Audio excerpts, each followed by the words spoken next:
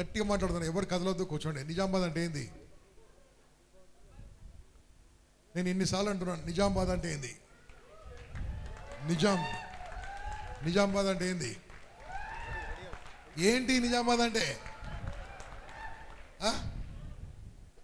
నేను మాట్లాడ బాస్, నిజామాబాద్ అంటే ఏందో వాళ్ళే ఇది. ఎప్పుడో జీవితంలో ఏదో సాధించాలని చెప్పి చాలా మంది కోరికలు కోరుకుంటూ ఉంటారు. సార్ నా భవిష్యత్తు నాకు అర్థం కాదు, ఎందుకంటే నా గతం చాలా చిన్నదిగా ఉంటుందని చెప్పి చాలా మంది అనుకుంటూ ఉంటారు. ఎప్పుడు ఏ అవకాశం వచ్చినా కూడా సార్ నేను అవకాశాన్ని నేను తీసుకోను, I don't want to face that. మనం ఏమంటా అంటే sir I can't do that sir, నేను చేయలేను, నెవర్ ఎవర్ నేను జీవితంలో ఏమీ సాధించనంటారు. ఎప్పుడైనా ఒక అమ్మాయి చెప్పిన మాట విన్నారా? నేను భవిష్యత్తులో అందంగా కనపడతాను అని చెప్పి ఎప్పుడైనా ఒక అమ్మాయి చెప్పిందా? పోనీ ఒక అబ్బాయి చెప్పారా? ఎప్పటికప్పుడు వాళ్ళు కొత్తదనం ట్రై చేస్తూ ఉంటారు. వాళ్ళు ఎప్పుడు నెవర్ అనే పదం వాడరు, అంతేనా? నెవర్ అనే పదం ఎప్పుడు వాడరు. వాళ్ళు ఎప్పటికప్పుడు ఏ ఆపర్చునిటీ తీసుకొని పాకెట్లో వేసుకుంటూ ఉంటారు. ఎటువంటి అవకాశాన్ని వాళ్ళు మిస్ చేయరు. There is a famous coat. నేను ఒక కొటేషన్ అడతాను, చెప్పండి. ఇక్కడ ఎంతమంది జీవితాల్లో రిగ్రెట్ ఉంది? రిగ్రెట్ అంటే సార్ చిన్నప్పుడు మా నాన్న ఆ అవకాశం ఇస్తే మిస్ చేశాను సార్, చిన్నప్పుడు ఆ టైంలో మా నాన్నతో ఉండుంటే బాగుండేది, ఆ టైంలో అలా చదువుంటే బాగుండేది, ఆ టైంలో అక్కడ ట్రిప్లో ఉండుంటే బాగుండేది. అలా మీ జీవితంలో ఎప్పుడైనా రిగ్రెట్స్ ఉన్నాయా? ఉన్నాయా లేవా? ప్రతి ఒక్కరికి ఉంటాయండి. కానీ ఒక చిన్న కొటేషన్ ఉంది, వినండి. Live life so completely that when death comes to like a thief, చావు ఎప్పుడు మన దగ్గరికి ఎలా వస్తుంది? చెప్పొస్తుందా? ఇన్విటేషన్ ఇస్తా, బాబు నువ్వు బట్టలు చదువుకొని రెడీగా ఉంటే వచ్చి తీసుకెళ్తానంటుందా? ఎలా వస్తుంది? When death comes to like a thief, దొంగలాగా వచ్చినప్పుడు మన దగ్గర దోచుకునే దానికి ఏం ఉండకూడదంట. ఈ రోజు నుంచి ఎప్పుడు మీ లైఫ్లో నెవర్ అనే పదం వాడబాకండి. ఒక్కసారి నెవర్ అనే పదం వాడారు అంటే మాత్రం డెఫినెట్గా మీరందరూ సార్ మేము ఇంటి దగ్గర నుంచి ఫెవికాల్ తెచ్చుకున్నాం, కొద్దిగా సీట్ కేసి అక్కడే కూర్చుంటాం అంటే మాత్రం బాగుంటుంది. Are you getting my point?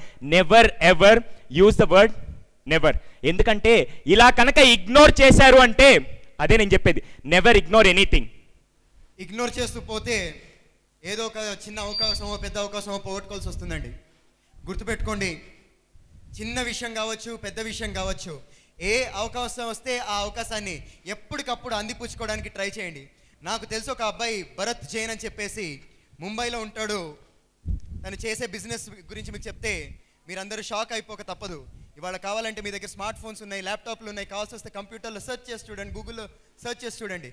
Bharat Jain ఇండియాలోనే ద రిచెస్ట్ బెగ్గర్, అడుక్కునేవాడు.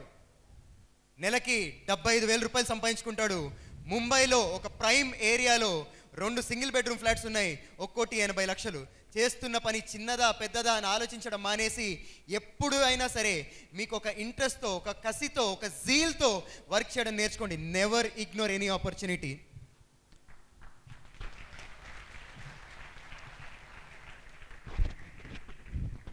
అలా మనకి అండి ఆ జీలు ఉన్నప్పుడే ఎవరైనా విజయం సాధించగలే తపన. ఈ తపన ఉన్న వాళ్ళే సక్సెస్ సాధిస్తారు. ఎందుకు అంటే ఎన్నోసార్లు చూస్తుంటాం, ఎంతోమంది ఎన్నో ప్రయత్నాలు చేస్తుంటారు, కానీ తపన ఉన్న వాళ్ళే విజయాన్ని సాధిస్తారు. చిన్న ఉదాహరణ, మీకు ఒక 2 విత్తనాలు ఇచ్చాను అనుకోండి. ఆ 2 విత్తనాల్లో ఒక విత్తనం తీసుకెళ్ళి ఒక పూల కుండీలో వేయండి, ఒక దాన్ని తీసుకెళ్ళి మన నిజామాబాద్ సిటీ చివరిలో అడవుల్లో పడేయండి. ఏ విత్తనం మహావృక్షం అవుతుందండి? అడవిలో పడిన విత్తనమే మహావృక్షం అవుతుంది. మీరు కుండీలో వేసిన విత్తనాన్ని ఎంత శ్రద్ధగా పోషించి ఎన్ని జాగ్రత్తలు కేర్ తీసుకున్నా అది మహా అయితే మరుగుజ్జు వృక్షం అవుతుంది తప్పితే మహావృక్షం కాలేదు. మహావృక్షం కావాలి అంటే మనం పడాలి, కష్టపడాలి, తపన పడాలి. ఆ తపన పడిన నాడే మనకు విజయం సొంతమవుతుంది. ఎంతోమంది ప్రయత్నిస్తారు, కొంతమంది సాధిస్తారు. ఎందుకంటే వాళ్ళకు తపన ఉంటుంది. 2011లో నేను మీలాగే అక్కడెక్కడో చివరిని కూర్చుని ఇలాంటి క్లాసెస్ విన్నాను. ఇంపాక్ట్ మన రామకృష్ణ మఠం హైదరాబాద్లో అండి. ఆ తర్వాత నేను తపన పడ్డాను, నేను కూడా ఒక రోజున ఇలా క్లాసులు చెప్పాలి, గంప గారిలాగా అందరినీ నవ్వించాలి, గంప గారిలాగా అందరినీ మోటివేట్ చేయాలి అని ఎంతో తపన పడ్డాను. ఆ రోజు నుంచి నిద్ర లేదండి, సుఖం లేదండి, ఆలోచన లేదు. తిన్నా పడుకున్నా ఏం చేసినా అదే ఆలోచన. పెద్దలు అంటారు కామాతో రానం నా భయం నా లజ్జ. నేనంటాను తపనాతో రానం నా భయం నా లజ్జ నా నిద్ర నా సుఖం. కాబట్టి తపన కలిగి ఉండండి. తపన కలిగి ఉన్న రోజున అద్భుతమైన విజయాలు సాధిస్తారు. కానీ తపన ఉంటే సరిపోదండి, మనకి మరొక ముఖ్యమైన లక్షణం ఉండాలి, అది యాటిట్యూడ్. ఆ యాటిట్యూడ్ ఉన్న వాళ్ళు ఖచ్చితంగా విజయాన్ని సాధిస్తారు. యాటిట్యూడ్ అంటే చాలామంది అంటారు పాజిటివ్డే కాదండి, ఒక ఎక్స్ట్రాడినరీ యాటిట్యూడ్, ఒక హ్యూజ్ అమౌంట్ ఆఫ్ యాటిట్యూడ్ ఉండాలి. ఒక చిన్న స్టోరీ చెప్తాను. యాటిట్యూడ్ అంటే ఏంటంటే మన విషయంలోకి, మన జీవితంలోకి ఏ సంఘటన జరిగినా అదంతా కూడా మన మంచికే జరుగుతున్నట్టుగా ఫీల్ అవ్వగలగాలి. అరే ఇది జరిగిందే, ఇది నన్ను దెబ్బతీస్తుంది, అరే ఇది నన్ను విజయం నుంచి దూరం చేస్తుంది అని కాకుండా ఒక స్ట్రాంగ్ యాటిట్యూడ్ తోటి. ఎలా అంటే ఒకరోజు ఒక రాజు తన మంత్రితో కలిసి అడవిలోకి వెళ్తున్నాడంట వాళ్ళ బట్టలతోటి. వెళ్తూ ఉంటే రాజుని గుర్రంపై నుంచి పడేసిందంట తన గుర్రం. వెంటనే మంత్రి నవ్వుతా ఉన్నాడంట, భలే పడ్డారు అని.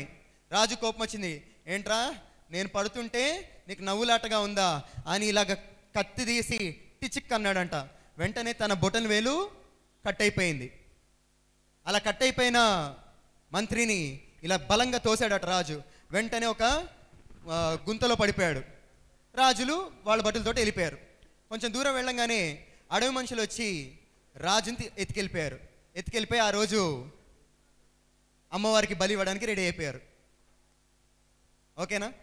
ఇంతలో వేరే బట్టలు కూడా వచ్చి, మంత్రి దాంట్లో పడ్డాడు కదా, మంత్రి పడ్డాడు, జప్పని వచ్చాడు, టింగ్ అని. రాజుని పంపించేసి మంత్రిని పట్టుకున్నారు. ఇప్పుడు మంత్రిని బలి ఇవ్వడానికి రెడీ అయిపోయారు. ఎందుకంటే మంత్రి తెలివైనవాడు కదా. అంత పరీక్షించి చూస్తూ ఉంటే మంత్రికి ఒక బొటన్ వేలు ఉండదు. ఈడు బలి ఇవ్వడానికి పనికిరాడని చెప్పేసి మళ్ళీ పంపించేస్తారు, రాజుగారిని వేసేస్తారు. నన్ను కోసేశారు, నన్ను తోసేశారు, నేను పడిపోయాను జీవితంలో అంటే కష్టం అండి. ఏం జరిగినా మన మంచికే జరుగుతుందన్న ఫీలింగ్ తోటి ముందుకెళ్తూ ఉండాలి. అలాంటి యాటిట్యూడ్ తోటి ముందుకెళ్ళాలంటే మనకి ఖచ్చితంగా ఉండాల్సిన ఒక క్వాలిటీ, మనకి మంచి మెమరీ ఉండాలండి. ఆ మెమరీని ఏం చేస్తే మనకి మెమరీ డెవలప్ అవుతుంది అనేది ఒకసారి ఆలోచిద్దాం. మనం పుట్టడమే అద్భుతమైన జ్ఞాపశక్తితో పుడతామండి. మనం నేర్చుకునే విషయాలన్నీ కూడా కాపీ కొట్టి నేర్చుకుంటాం, అందరినీ చూసి అనుకరిస్తాం. దానికి అద్భుతమైన మన జ్ఞాపశక్తి మనకి హెల్ప్ చేస్తుంది. కానీ ఒక ఏజ్కి వచ్చిన తర్వాత మనం నేర్చుకోవాల్సిన విషయాలకి ప్రయారిటీ మనం చెక్ చేసుకోవాలి. మనకు అవసరమైన విషయాలు నేర్చుకోకుండా అనవసరమైన విషయాలు నేర్చుకుంటాం. మన బ్రెయిన్లో 10,000 కోట్ల న్యూరాన్స్ ఉంటాయి. ఒక్కొక్క న్యూరాన్ ఒక సూపర్ పవర్ కంప్యూటర్తో సమానం. మరి సైంటిస్టులు చెప్పే మాట ఏమిటి అంటే, ఒక్క న్యూరాన్ అయినా సరిగ్గా వాడుకుంటే మనలో ఉన్న జీనియస్ బయటకు వస్తాడు. ఒక అబ్దుల్ కలాం, సచిన్ టెండూల్కర్, ఆల్బర్ట్ ఐన్స్టీన్ లాంటి పెద్ద సైంటిస్టులకు ఉన్నంత జీనియస్ మెమరీ శక్తి మన దగ్గర ఉంది. కానీ ఎందుకు మనం గుర్తుపెట్టుకోలేము అంటే, చాలామంది అనుకుంటారు ఎదిగే కొద్దీ మన జ్ఞాపశక్తి తగ్గిపోతుంది అనుకుంటారు. కానీ తప్పండి. ఎదిగే కొద్దీ మనం ఫోకస్ చేసే శక్తి తగ్గిపోతుంది. ఒక వ్యక్తి మీద మనం కాన్సన్ట్రేట్ చేసే సమయం తగ్గిపోతుంది. అందుకు మర్చిపోతాం తప్పితే వేరే కారణాలు ఉండవండి. ఎందుకని అంటే మర్చిపోతాం. మన బ్రెయిన్లో 10,000 కోట్ల న్యూరాన్స్ ఉంటాయి, కానీ అవి వాటిలో 5 లక్షలు మాత్రమే యాక్టివ్గా ఉంటాయి. ఇక్కడ మీలో కూడా 5 లక్షల న్యూరాన్స్ యాక్టివ్గా ఉంటాయి. ఆ 5 లక్షల న్యూరాన్స్ యాక్టివ్గా ఉన్నప్పుడు అంటే మీరు అనుకోండి, సపోజ్ ఒక 5 లక్షల విషయాలు గుర్తుపెట్టుకోగలం అనుకోండి. ఈ 5 లక్షల విషయాలు మాత్రమే యాక్టివ్గా ఉంటాయి. 5 లక్షల ఒకటో విషయం నేర్చుకున్నప్పుడు ఏమవుతుంది అంటే, పైనుంచి ఈ న్యూరాన్ రాగానే కింద నుంచి ఒక న్యూరాన్ జారిపోతుంది. దాన్ని మర్చిపోవడం అంటాం. మరి ఈ 5 లక్షలు యాక్టివ్గా ఉన్న విషయాలు మనకు అవసరమైనవే గుర్తుపెట్టుకున్నామా లేదా చెత్త చెదారం గుర్తుపెట్టుకున్నామా చెక్ చేసుకోవాలి.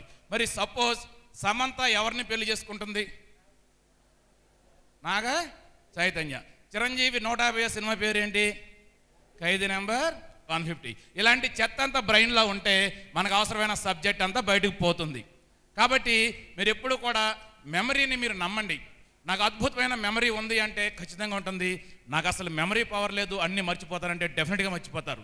మీరు ఏమనుకుంటే అదే మీకు జరుగుతుంది. కాబట్టి ఇలా అద్భుతమైన మెమరీని చెక్ చేసుకుంటూ మీలో ఉండవలసిన మరొక క్షణం యాటిట్యూడ్. సరైన యాటిట్యూడ్ ఉంటే కనుక మీరు చక్కగా విషయాల్ని ఎంత మెమరీ పవర్ ఉన్నా కూడా దాన్ని బయటికి తేవాలి అంటే యాక్షన్ ప్లాన్ ఉండాలి. ఒక యాక్షన్ మన దగ్గర ఉన్నప్పుడు వెంటనే స్టార్ట్ చేసినప్పుడు కొన్ని అద్భుతాలు జరగబోతున్నాయి. మనం చిన్నప్పటి నుంచి ఏదో సాధించాలని కోరుకుంటూనే ఉంటాం. ఎలా? ఎగ్జామ్లో మంచి మార్కులు రావాలి సార్ అని తపన ఉంటుంది, ఇంటెన్షన్ ఉంటుంది, కానీ అది ఎప్పుడు రియాలిటీలోకి రాదు. అవునా? చిన్నప్పటి నుంచి ఇదే ప్రాబ్లం మనకి. సార్ నేను ఎలా అయినా ఐఏఎస్ కొట్టాలి, జీవితంలో ఎప్పుడు జరగదు. అలాగే ఐపీఎస్ కొట్టాలి, ఎప్పుడు జరగదు. నాకు ఒక చిన్న విషయం చెప్పండి.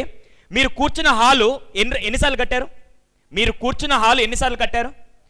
ఎన్నిసార్లు? వండర్ఫుల్. మీ ఇల్లు ఎన్నిసార్లు కట్టారు? 1 టైం. Very good. చార్మినార్ ఎన్నిసార్లు కట్టారు? హౌరా బ్రిడ్జ్ ఎన్నిసార్లు కట్టారు? తప్పండి. అందరూ తప్పు. చార్మినార్ కానీ, హౌరా బ్రిడ్జ్ కానీ, ఈ హాల్ కానీ, మీ ఇల్లు కానీ ఏది ఒక్కసారి కట్టలేదు, అన్నీ 2 సార్లు కట్టారు. ఒకటి ఆ ఇంజనీర్ మైండ్లో కట్టారు, ఇంకోటి రియాలిటీలో కట్టారు. అర్థమవుతుందా? ఈ రోజు నుంచి ఫస్ట్ మన మైండ్లో ఉండేది యాక్షన్లోకి రావాలి అంటే ఫస్ట్ మీ మైండ్ చాలా విజువల్గా ఒక ఎయిమ్ చేసుకొని ఉండాలి, ఒక క్రియేటివిటీ, ఒక ఇన్వెన్షన్ ఉండాలి. దాని తర్వాత అది యాక్షన్లోకి రావాలి. అలా యాక్షన్లోకి రావాలి అంటే మనం ఎక్కడికి వెళ్ళినా కూడా, ఇప్పుడు నేను ఇంతసేపు మాట్లాడుతున్నానంటే నేను ఇలా నిలబడి మాట్లాడితే మీకు ఏమైనా అర్థం అవుద్దా? అందరూ యాక్షన్ చేయండి అంటే ఏం అర్థం అవుతుంది? బాగోదు కదా. అంటే నేను మాట్లాడేదానికి నా హ్యాండ్ మూమెంట్స్ కానీ నా ఫేషియల్ ఎక్స్ప్రెషన్స్ మారితేనే బాగుంది కదా. అంటే ఒక పని చేస్తున్నప్పుడు యాక్షన్ అంటే, యాక్షన్ అనగానే హీరోయిన్లు ఏం చేస్తారు? ఫేషియల్ ఎక్స్ప్రెషన్స్ కానీ బాడీ లాంగ్వేజ్ అన్నీ మారుస్తారు. అంటే ఒక మనిషి ఏదైనా సాధించాలంటే ఒక బాడీ లాంగ్వేజ్ కూడా ఉండాలా వద్దా? Yes or no? సో ఆ బాడీ లాంగ్వేజ్ అంటే ఏంటి? ఆ బాడీ లాంగ్వేజ్ని మనం ఎలా డెవలప్ చేసుకోవాలి అనేది కూడా చాలా ఇంపార్టెంట్ పాయింట్ ఏంటండి. మనం ఎలా నడుస్తున్నాం, ఎలా కూర్చుంటున్నాం, ఎలా తింటున్నాం, ఎదుటి వాళ్ళతో ఎలా మాట్లాడుతున్నాం, వాళ్ళ కళ్ళల్లోకి చూస్తున్నావా లేదా, వాళ్ళకి షేక్ హ్యాండ్ ఇచ్చేటప్పుడు ఎలా ఇస్తున్నాం, మనం ఒక పాయింట్ రాసుకునేటప్పుడు ఎలా రాసుకుంటున్నాం, నిద్రపోయేటప్పుడు ఎలా నిద్రపోతున్నాం, నిద్ర లేచేటప్పుడు ఎలా నిద్ర లేస్తున్నాం, అన్నీ కూడా మనని సక్సెస్ఫుల్ పర్సన్ చేయడానికి ఉపయోగపడే రీజన్సే. ఇవాల్టి నుంచి ఒక ఎక్స్ట్రాడినరీ బాడీ లాంగ్వేజ్ డెవలప్ చేసుకోవడానికి ట్రై చేయండి. మనం నడుస్తున్నప్పుడు చాలామంది అంటారు సింహంలాగా నడవాలి, పులిలాగా నడవాలి అని. ప్రతోడు పులులు సింహాలతో ఏదో కంపారిజన్లు, మనిషిలా నడిస్తే సరిపోతుందండి. కాకపోతే ఆ రాజసం ఉట్టిపడేటట్టుగా నడవండి. మిమ్మల్ని చూస్తుంటే ఎస్ వీడు ఒక లీడర్, వీడికి జాబ్ ఇస్తే సరిపోతుంది, ఎస్ ఈ అమ్మాయి ఒక లీడర్, ఈ అమ్మాయిని నేను ఉద్యోగంలోకి తీసుకుంటే ఖచ్చితంగా నా కంపెనీ ఇంకో స్థాయికి వెళ్తుంది అన్న ఒక బాడీ లాంగ్వేజ్ తోటి మనం ఎప్పుడైతే ముందుకు దూసుకుపోతామో మళ్ళీ చెప్తున్నానండి, మనని విజయం నుంచి ఆపే దమ్ము, ధైర్యం ఎవ్వరికీ ఉండదు. Is that clear everyone? Now Peddiraju మరి అలా దూసుకుపోవాలి అంటే మనకు ఒక లక్ష్యం ఉండాలి, ఒక ఎయిమ్ ఉండాలి. ఇప్పుడు చాలామంది సైంటిస్టులు రీసెర్చ్ చేశారండి, విజయం సాధించిన వాళ్ళ ముఖ్య లక్షణాలు ఏమిటి అని చెక్ చేస్తే 99.9 బార్ వాళ్ళకు కనిపించిన లక్షణం ఏంటి అంటే విజయం సాధించిన వారందరూ కూడా ఒక ఎయిమ్ కలిగి ఉన్నారు, వాళ్ళ లక్ష్యాన్ని తెలుసుకుని ఉన్నారు, ఆ లక్ష్యాన్ని వాళ్ళు సాధించడానికి కృషి చేశారు కాబట్టి త్వరగా విజయాన్ని సాధించారు. ఇప్పుడు మన బ్రెయిన్కి ఒక అద్భుతమైన శక్తి ఉందండి. ఆ శక్తి ఎలాంటిదో మీకు వివరించి చెప్తాను. ఇప్పుడు మనం సూర్యకాంతిని చూస్తుంటాం, ప్రతిరోజు సూర్యుడు వస్తున్నాడు వెళ్తున్నాడు, ఆ సూర్యకాంతిని మనం ఫీల్ అవుతున్నాం. కానీ ఈ సూర్యకిరణాలు చాలా పవర్ఫుల్. ఎంత పవర్ఫుల్ అంటే ఈ సూర్యకిరణాలు పెద్ద పెద్ద అడవుల్ని కూడా దహించి వేస్తాయి. కానీ వాటికి ఆ శక్తి ఎప్పుడు వస్తుంది? ఆ సూర్యకిరణాలని ఒక భూతద్దం మీద పెట్టినప్పుడు ఆ భూతద్దం మీద పడి అవన్నీ కూడా ఏకీకృతమై ఫోకస్ అయి ఒక వస్తువు మీద పడినప్పుడు ఆ వస్తువు బొగ్గుమనడం మనం చూస్తాం. అలాగే మన బ్రెయిన్కు ఉన్న అనంతమైన శక్తియుక్తులు బయటికి రావాలి, ఆ ఫోకస్ చేయగలగాలి అంటే మనం ఏం చేయాలి? అన్నింటినీ కూడా ఒకదాని మీద ఏం చేయాలి. ఆ రోజున అర్జునుడు ఎవరికి కనబడని పక్షి కన్నును మాత్రమే చూస్తూ ఆ పక్షి కన్నును పడగొట్టాడు, అద్భుతమైన వీరుడయ్యాడండి. అలాగే మనం కూడా జీవితంలో ఒక లక్ష్యం పెట్టుకుని ఆ లక్ష్యానికి ఫోకస్ చేస్తూ దాన్ని ఎయిమ్ చేస్తూ దానికోసం కృషి చేస్తే మనకు విజయం త్వరగా వస్తుంది.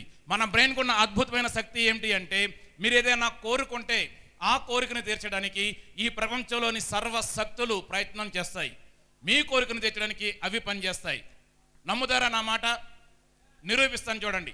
మీరు ఇదివరకు పాత సినిమాలు ఎప్పుడైనా చూస్తారా? పాత సినిమాల్లో చాలామంది మనుషులు రాక్షసులు తపస్సు చేస్తారు, దేవుడి కోసం తపస్సు చేస్తారు. ఆ తపస్సు చేసే వాళ్ళు ఒక చోట కూర్చొని తపస్సు స్టార్ట్ చేస్తారు. కొన్నాళ్ళ వరకు ఏమీ ఉండదు, కానీ కొన్నాళ్ళ తర్వాత ఏం జరుగుతుంది? భూమి కంపిస్తుంది, గాలి స్తంభిస్తుంది, అగ్ని చెలరేగిపోతుంది, సముద్రాలు పొంగిపోతాయి. ఈ ఎన్నిటిని తట్టుకోలేక అందరూ వెళ్ళి దేవతలకు మొరపెట్టుకుంటారు. వెళ్ళి ఇంద్రుడి దగ్గరికి వెళ్ళి చెప్తారు, రాజా దేవేంద్ర నీ సీటుకి ఎసరు వచ్చేలాగుంది, వీడెవడో తపస్సు చేస్తున్నాడు అని చెప్తారు. అప్పుడు ఇంద్రుడు ఏం చేస్తాడు? పంపిస్తాడు. రంభ ఊరసి మేనకని పంపిస్తారు. వాళ్ళు వచ్చి డ్యాన్స్ వేస్తారు. అప్పటికి కూడా లంగకపోతే చివరికి ఎవరు వస్తాడు? భగవంతుడు వస్తాడు. ఆ భగవంతుడు మన లక్ష్యం అండి. ఆ భగవంతుడు మన లక్ష్యం లొంగి మనకు వస్తుంది. మరి ఇక్కడ ఈ ప్రపంచాన్ని స్తంభింప చేస్తున్నది ఏమిటి అంటే ఒక మనిషి యొక్క కోరిక, ఒక మనిషి యొక్క లక్ష్యం. ఆ లక్ష్యాన్ని కలిగి ఉండండి. ఆ లక్ష్యాన్ని కలిగి ఉంటే మీరు ఎప్పుడు కూడా అద్భుతమైన విజయాలు సాధిస్తారు. ఓకే, మరి అలాంటి విజయ లక్షణాలని మనకి మరొకటి చెప్పడానికి మన సుధీర్ గారు ప్లీజ్. అందరూ చాలా మంది మాట్లాడతారు సార్ ఏదన్నా సాధించాలంటే మాకు భయం అంటారు. నేను దాని రివర్స్లో ఒక వర్డ్ చెప్తానండి. దాన్ని ఏమంటారంటే ధైర్యం కావాలంటారు. కాకుంటే మనకు అది ధైర్యం లేదు, అవునా? ఆ ధైర్యం ఉంటే ఏదైనా సాధించవచ్చు, కానీ ఆ ధైర్యాన్ని ఎలా తెచ్చుకోవాలి, అదే మన క్వశ్చన్ మార్క్. ఎందుకంటే మీకు గొర్రెలు తెలుసా? అంటే గోట్స్ తెలుసా? షీప్ కానీ గోట్ కానీ తెలుసు కదా. గొర్రెలు ఎలా వెళ్తుంటాయి? గుంపులో మందగా వెళ్తూ ఉంటాయి. ఆ గొర్రెలకు బాగా తెలుసు, ఎందుకంటే ఒకటే ఫాలో అవుతూ వెళ్తుంటాయి. అవన్నీ ఎక్కడికి వెళ్తాయి? గొర్రెలన్నీ అక్కడ మాంసాహారాలకి దాన్ని చంపేసి దాన్ని మాంసం చేస్తారని తెలిసినా కూడా ఆ గొర్రెలు అలాగే ఫాలో అవుతాయి. ఆమె రైట్ ఆర్ రాంగ్? అదే అడవిలో ఇంకో జంతువు కూడా ఉంటుంది. ఏంటది? ఇందాక కార్తిక్ చెప్పినట్టు సింహం అనే ఒక జంతువు ఉంటుంది. అది ఎలిఫెంట్ కంటే పెద్దది కాదు, జిరాఫీ కంటే పెద్దది కాదు, కానీ అది ఒక్కసారి దాని ఎదురుగా మనిషి నిలబడ్డా, ఏనుగు నిలబడ్డా, ఏది నిలబడ్డా టార్గెట్ ఎలా ఉంటుంది? చంపేసి నా ఆకలి తీర్చుకోవాలన్న కసి ఉంటుంది. Are getting my point? ఈ రోడ్ నుంచి ఫస్ట్ మనకు ఉండాల్సింది దాన్ని ఎప్పుడైనా కేజ్లో బంధిస్తే, ఏది కేజ్ తెలుసు కదా, ఏమంటారు కేజ్ అంటే తెలుగులో? బోన్లో బంధిస్తే సింహం ఏం చేస్తుందంటే దాంట్లో నుంచి బయటికి రావడానికి తెగ ప్రయత్నిస్తుంది. ఎలా అంటే ఒక్కసారికి దాన్ని పట్టుకొని ఊపుతుంది, నేను ఎలాగైనా బయటికి రావాలని చెప్పి ధైర్యంగా పోరాడుతూ ఉంటుంది. కానీ కొద్దిసేపు పోరాడిన తర్వాత ఆ కేజ్ ఓపెన్ అవ్వదని తెలిసి నేరుగా వెళ్ళి వెనక్కి వెళ్ళి కూర్చుంటుంది. వెనక్కి వెళ్ళి కూర్చొని ఎవరిని అడగదు, సార్ నాకు సహాయం చేయండి, నాకు ఏదో ఒక సపోర్ట్ చేయండి, ఎవరిని అడగదు. కానీ అలాగే ఎదురు చూస్తూ ఒక కోపం, కసి, యాటిట్యూడ్, ధైర్యంతో ఉంటుంది. ఆ ధైర్యం ఎలా ఉంటుందంటే, ఆఫ్టర్ ఆల్ సింహానికి ఆ ధైర్యం ఉంటే మనలో కూడా హ్యూమన్ లైన్ ఉంటాడు. ఆమె రైట్ ఆర్ రాంగ్? ఆ హ్యూమన్ లైన్ ఎప్పుడైతే నిద్రలేస్తుందో మనకు కూడా రికార్డులు సాధించే కొన్ని వందల మంది ఉన్నారు. వాళ్ళందరిలో హ్యూమన్ లైన్ ఉందండి. ఇక్కడ కూర్చున్న మీ అందరిలో కూడా ఉంది. చిన్నప్పుడు మీరు ఎగ్జామ్స్ రాసేటప్పుడు హానెస్ట్గా చెప్పండి, ఎంతమంది ఎగ్జామ్స్ కష్టపడి రాశారు? ఇప్పుడు నేను కష్టం అంటే నేను చెప్తాను వినండి. ఎంతమంది రోజు ఉదయం నుంచి సాయంత్రం దాకా బాగా చదువుకొని అది ఎగ్జామ్ ముందు రోజు బాగా చదువుకొని రాత్రి బవళ్ళు పడుకోకుండా అలాగే చదువుకొని ఎగ్జామ్కి వచ్చిన తర్వాత మీరు క్వశ్చన్ పేపర్ చాలా కష్టంగా వచ్చిందని చెప్పి అక్కడే కూర్చొని పక్కవాడు చూపిస్తాడా, పక్కన నేను పెట్టుకొని వచ్చిన స్లిప్స్ పని చేస్తే లేకుంటే ఎలా చేయాలని చెప్పి బాగా కాన్సన్ట్రేషన్ పెట్టుకొని మీరు చాలా ధైర్యంగా ఇన్విజిలేటర్ అక్కడ ఉన్నా కూడా మీరు పక్కవాడు దాంట్లో కాపీ చేసుకొని మరీ పాస్ అయ్యారు లేదా? అవలేదా? హానెస్ట్గా మాట్లాడుకుందాం. చాలామంది ఇప్పుడు ఎవరైతే చెప్పలేదో మామూలుగా చాలామంది జరిగేది. ఆ టైంలో అంత ధైర్యం ఎలా వచ్చింది? క్లాస్లో మనం కూర్చొన్నప్పుడు మనకంటే పెద్ద వ్యక్తి పాఠం చెప్తున్నప్పుడు మనం వెనక కూర్చొని నాయిస్ చేస్తాం లేదా? అప్పుడు ధైర్యం ఉండాలా? తండ్రి తెలియకుండా మనం చేస్తుండే తప్పులు ఎన్నో చేస్తుంటాం. ఈరోజు అందరు నిజాయితీ పర్లా? ఆ ధైర్యం ఉందా లేదా? కానీ కొద్దిగా ధైర్యాన్ని ఇలా పాజిటివ్గా మారిస్తే ఇక్కడ కూర్చున్న నిజామాబాద్ హాల్లో కూర్చున్న ప్రతి ఒక్కరూ చరిత్రని తిరగరాస్తారని నేను గ్యారంటీగా చెప్తానండి. అదే ధైర్యం కావాలి. ఆ డేర్నెస్ ఒక్కటి ఉంటే మాత్రం ఈరోజు మీరు మాట్లాడుకునే సచిన్ టెండూల్కర్ కావచ్చు, అబ్దుల్ కలాం గారు కావచ్చు, ఏదైనా సరే వాళ్ళ పొజిషన్స్ నుంచి బయటకు వచ్చిన ఒకే ఒక కారణం ఏంటంటే ఆ డేర్ అండి. ఇప్పుడు దాకా మనం మాట్లాడిన కార్తిక్ ప్లీజ్, జేఎస్పీ గారు ప్లీజ్. ఇప్పటి వరకు ఫస్ట్ మాట్లాడిన word never, ignore, zeal, attitude, memory, తర్వాత ఏం చెప్పాం? Action, body language, aim, aim, last but not the least dare.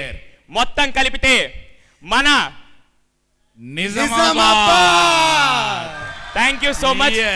అటువంటి అద్భుతమైన శక్తియుక్తులన్న యువత ఎక్కడ ఉంది అంటే ఇక్కడ మా ముందు ఉన్నది. అద్భుతమైన శక్తియుక్తులన్న యువత మన నిజామాబాద్ యువత.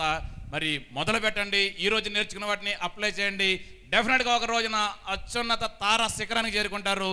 ఆ రోజు కోసం వెయిట్ చేస్తుంటాం, మీ గురించి వెయిట్ చేస్తుంటాం, మీ ఫోన్ గురించి వెయిట్ చేస్తుంటాం. Thank you very much.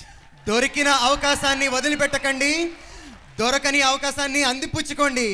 ఏది ఏమైనా సక్సెస్ సాధించే వరకు నిద్రపోకండి. Nizamabad get ready. కార్తిక్ గారు, వీళ్ళకి మాత్రం నేను ఒక విషయం చెప్పాలి. నేను ఇది నిజామాబాద్లో ఉండే ప్రజలందరికీ చెప్పను, కానీ ఈరోజు నిజామాబాద్లో రవీంద్ర భారతి హాల్లో కూర్చున్న వీళ్ళకి మాత్రం ఒక ఎగ్జాంపుల్ చెప్తాను. మీరందరూ సారీ ఏంటి సార్, సారీ అండి, రాజీవ్ గాంధీ హాల్. ఎందుకంటే మిమ్మల్ని చూసిన ఆనందంలో నేను పేర్లు కూడా మర్చిపోయాను. సో నేను మీకు మాత్రం ఒక విషయం చెప్తాను. ఏంటంటే ఒకసారి గాంధీజీ తన ఫాలోవర్స్ తీసుకొని మామూలుగా ఊర్లో వెళ్తూ ఉన్నప్పుడు అక్కడ ముగ్గురు రైతులు కూర్చొని పని చేసుకుంటూ ఉన్నారు. గాంధీజీ ఏమన్నాడంటే వెళ్ళి ఫాలోవర్స్ని పిలిచాడు. అరే మీకు ఒక నీతి నేర్పిస్తాను రండి అన్నాడు. ఇదేదో కొత్త నీతి నేర్పిస్తారని చెప్పి గాంధీజీతో పాటు వెళ్ళారు.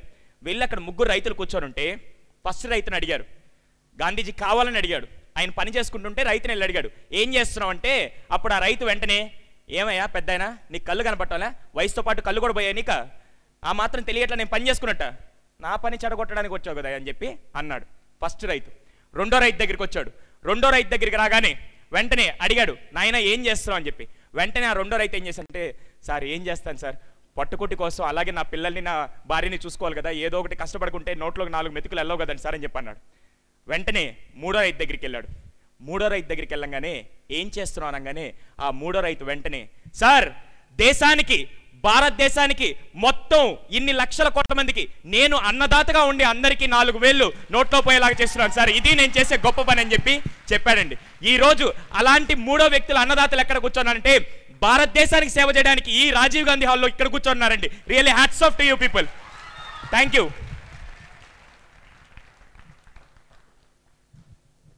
బాగుందా?